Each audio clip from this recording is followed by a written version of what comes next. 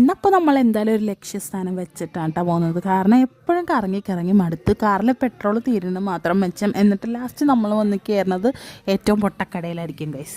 അതുകൊണ്ട് തന്നെ ഡിനു പറഞ്ഞിട്ടുണ്ടായിരുന്നു ഇന്ന് നമുക്ക് ഒരു സ്ഥലത്തോട്ട് പോകാമെന്ന്. അപ്പോൾ ഞങ്ങൾ റെഡിയായി. ഞാൻ പോണ വഴിക്ക് ഡിനു എനിക്കൊരു മുട്ട സുറുക്കയോ അങ്ങനെ എന്തോ ഒരു സാധനം, മുട്ടമാല അങ്ങനെ അത് തന്നെ അതായിരുന്നു പേര്, അത് മേടിച്ച് തന്നിട്ടാ.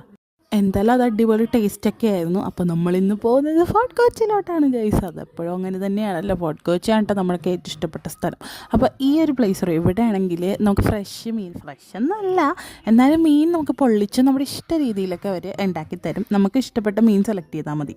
അപ്പോൾ നമുക്ക് എന്തായാലും ഇറങ്ങുന്നില്ല, നമ്മളിന്നും കാറിൽ തന്നെ ഇരുന്നാണ് കഴിക്കാൻ പ്ലാൻ ചെയ്യണത്.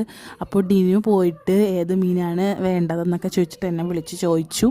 അങ്ങനെ നമ്മളവിടെ കുഞ്ഞി മീൻ കിളി മീനാണ് നമ്മൾ വറക്കാനല്ല പൊള്ളിച്ച് തരാൻ പറഞ്ഞത്. കാരണം നമ്മൾ രണ്ടുപേരല്ലേ ഉള്ളൂ, കുട്ടികളൊന്നും കഴിക്കുകയില്ല. പിന്നെ എനിക്ക് അവിടുത്തെ പൈനാപ്പിൾ റൈസ് ഇഷ്ടമാണ്. നമ്മൾ ഫാമിലി ആയിട്ട് വരുമ്പോൾ അവിടെ പോകാറുണ്ട് ഇടയ്ക്ക്.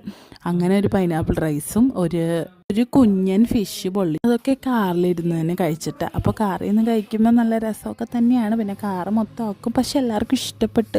ഞങ്ങളാണെങ്കിൽ ഇതൊക്കെ കഴിച്ച് ഇങ്ങോട്ട് തിരിച്ച് വരുന്ന വഴി ഡിനു ഇങ്ങനെ പറഞ്ഞുകൊണ്ടിരിക്കുകയായിരുന്നു, ഇവരെങ്ങനെയാണല്ലോ ഈ മസാലയ്ക്ക് ഇത്ര ടേസ്റ്റായിട്ട് പ്രിപ്പയർ ചെയ്യണേന്ന്. കാരണം നമുക്ക് ഭയങ്കര ലൈറ്റ് വെയിറ്റ് ആയിട്ട് ഫീൽ ചെയ്യും.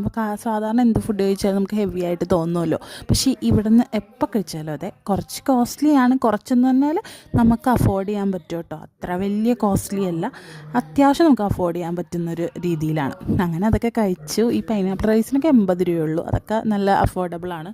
ഞാനാണെങ്കിൽ പിന്നെ മീനിൻ്റെ മുള്ളൊന്നും വിടാറില്ല, ഫുൾ മുള്ള് വരെയും കഴിക്കുന്ന ഒരു കൂട്ടത്തിലാണ് ഗൈസ് ഞാൻ. അങ്ങനെ പിന്നെ തിരിച്ച് പോരുന്ന വഴിക്ക് ഡിനുവിൻ്റെ ഒരു ഫ്രണ്ടിനെ കണ്ട് കുറച്ച് നേരം സംസാരിച്ചു.